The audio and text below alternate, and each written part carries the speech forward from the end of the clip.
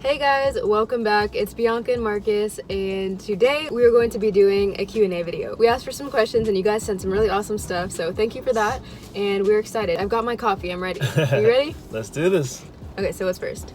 So somebody asked, how did you guys meet? And actually a lot of people have asked that. It was high school, freshman year, and there was some type of joint club meeting, and he was there, and I was just minding my own business, but then I looked over and I saw that this dude had like several people just surrounding him, and I literally remember thinking, like, what is this Sermon on the Mount going on? Like, what is this? I had some questions. I was not a Christian particularly, but I was always interested. I had a longing for that, but I didn't have a lot of exposure. So when I saw him talking about God, I was like immediately like, oh, let me go ask him some questions. That was the first time, and I think we would have been about 14 years old. But sophomore year, I was going through a rough time. I was suicidal and just depressed and just had a really bad breakup and stuff, so I was going through it. And I remember he got up on the lunch tables and literally was like, hey guys, we're gonna go pray. If you want to pray with us outside, just throw away your lunch, come meet us. And I was like, okay, well, let me go to that. I feel like I need that. And I remember he used to do like little tiny messages before he started praying, and he was saying something to the effect of, if you're tired of doing things your own way and you want to do it God's way, then come and give your heart to God, essentially. And I was like, oh my God, I'm so tired of doing things my own way. I'm clearly not good at this. Clearly I need God. Like, I need help. So I went. Soon after that, I started going to the Bible studies that he was having after school, and we just became friends. Then senior year, he asked me to be his girlfriend. We were walking home and he literally got down on one knee and asked me to be his girlfriend. I thought he was joking, like, because he had never dated anybody before me, and he had always told people he's not going to date in high school. So I was like, are you serious? And it was. So yeah, and that's pretty much the story. Do you have anything to add to that? I think you covered it. Okay. Somebody asked, how many kids do we want? 3. We want 3 kids. We don't know the timing quite yet of when we want these 3 kids, but we want 3 kids. In God's timing. Yes. All right, someone asked, how do you find meaningful relationships that are long-term? The most meaningful things come down to the deepest things in our life. It's those things that we believe, about life, the things that we believe about God, the things that we hold most dearly. And when you find yourself connecting with somebody on those things, it's just more meaningful, it's just deeper.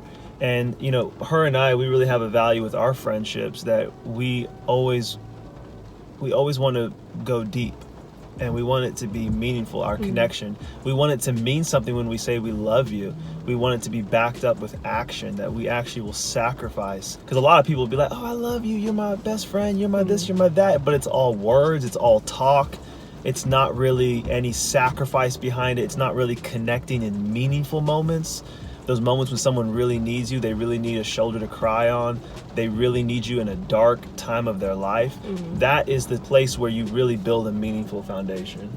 Somebody asked, how did you guys get past the hurdles of the first year of marriage? The first year of marriage for us was absolutely phenomenal. I mean, it was amazing. And the second year. But regarding the first year, it was really great. And I think it's because there's a lot of work relationally, spiritually, emotionally, and just actual work that we put in before getting married into our connection, into our financial picture, in such a way that it mitigated or lessened the hurdles or the hardship that could have been maybe the reality in our first year of marriage. And so I think it was just a lot of preventative work that we did before marriage, in our engagement period, in our dating period. We didn't allow things to really build up. There's a scripture that says, don't let the sun go down in your anger. And I think we've taken that pretty literally to say, like, hey, before we go to bed tonight, if we have to sit in the car at 10 p.m., 11 p.m., still hashing something out and still trying to find our connection again and still trying to find some type of compromise, we're going to do whatever it takes so that this does not carry over or build up into the next day. Because when you allow something to build up or carry into future days, it festers.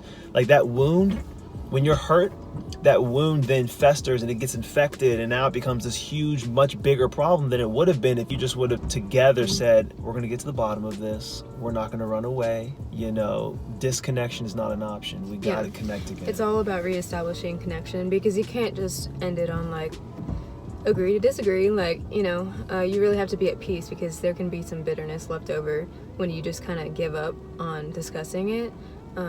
Whatever that issue is, go until you feel like you have truly reestablished connection. And so there's some things that we learned, even just we went to premarital counseling. One of the things that they talked about was code books. It specifically talks about how a lot of things that people argue about are not necessarily even a issue of right or wrong, but we just have different codes. And so understanding that, and not coming at each other with an accusational tone like, oh, you're wrong, or you did this and that's messed up, or whatever. Coming with the understanding that some things are just a matter of preference or opinion, and there's no need to be aggressive about it. Like, you just kind of come and you communicate peacefully to a point of understanding. All right, someone asked, what do you do when you feel insecure in faith, work, life, etc.? When you're insecure, sometimes your instinct can be to kind of withdraw. Maybe the best thing that you can actually do is kind of force yourself to be around those people that make you feel insecure. Don't shy away, don't run away from it, because maybe there's something that you can learn from them. Maybe there's something that they do that, you know, this is how I do my hair, and now you know how to make your hair look good. Like, you know, and you would have never figured that out unless you had been around those people. Or, you know, for me, photography, there's so many photographers that I feel like are so much better than me, and I could react by shying away and just being in my cave and just letting me think that I'm the best in my own world, and let that comfort me.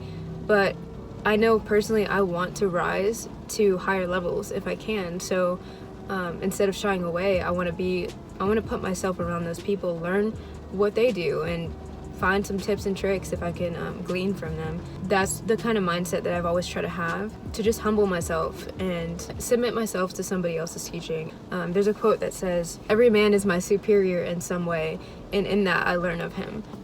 All right, so we went back to get some more coffee, and Marcus got a banana nut bread. Somehow it ended up being free, so thank you, Starbucks. Thanks for sponsoring us today. All right, somebody asked, what's the best way you guys have found to healthily work together as a business team?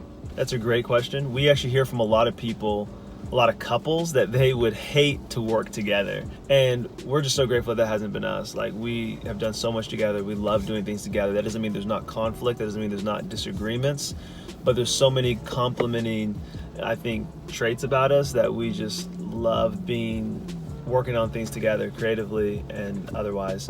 I will say, in order to keep it healthy, some practical things that we've even done is we've compartmentalized business things that we do. We thankfully in our place, we have an office, we have a separate place where sometimes we do work, and that doesn't mean that we don't ever do work other places in our home, but we try to compartmentalize, hey, this time and this place is where we're going to do this, where we're going to have this conversation.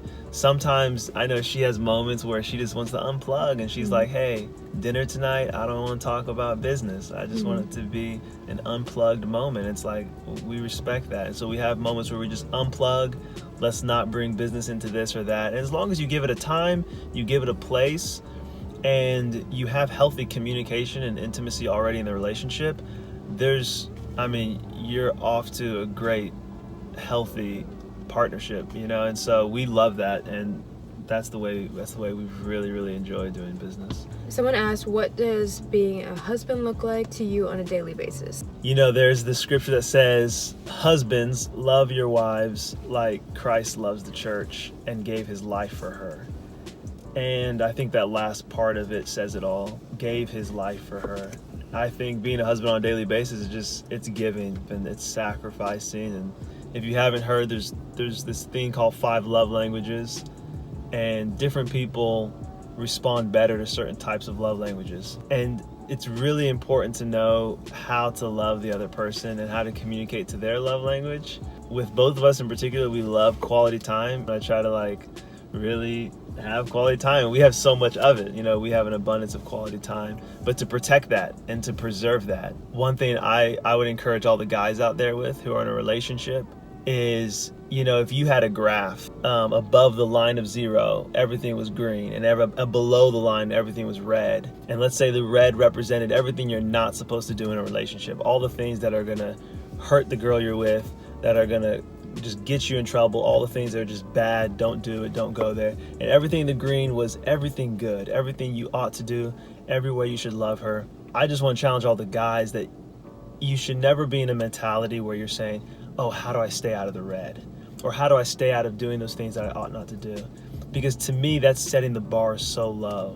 Really, your mentality should be, how high up in the green can I go? How intensely can I love her? How deeply can I love her to the point where I literally empower her to be the very best that she can be? I work as a transformative agent in her life for her to come into her fullness because I love her so intensely. I love her so intensely that even her family and even her friends see. And even they are touched by it. Like, how high up can I go? To me, it's like the difference if you play basketball. It's like, imagine if a guy was about to play a game and he's like, all right, my goal tonight playing, I just don't want to get a foul. I just don't want to get in trouble doing something I shouldn't be doing. It's like, that's such a low bar to go into the game with versus another guy who's like, you know what, I'm going to set a record on the court tonight. You know what I mean? I'm going to get this many points. I'm going to get this many 3-pointers. That person's bar is so much higher. They're saying, hey, how amazing can I do this? And I think for all the guys out there, I just want to challenge you, like, bringing that mentality every single day is, how intensely can I love her today? So those were the questions. Thank you guys if you made it this far. Thanks for watching. We hope that you learned something, not just about us, but hopefully some helpful tools for you. And if you're in a relationship or whatever else, we just want to bring value to your life. So hopefully we did that. And yeah, if there were any questions that you didn't hear asked that you would maybe want us to answer in a future video, or maybe just do a whole video on that topic, feel free to let us know in the comments down below. And of course, if you guys could like, subscribe, we would greatly appreciate that as well. Thanks, you guys. We love you.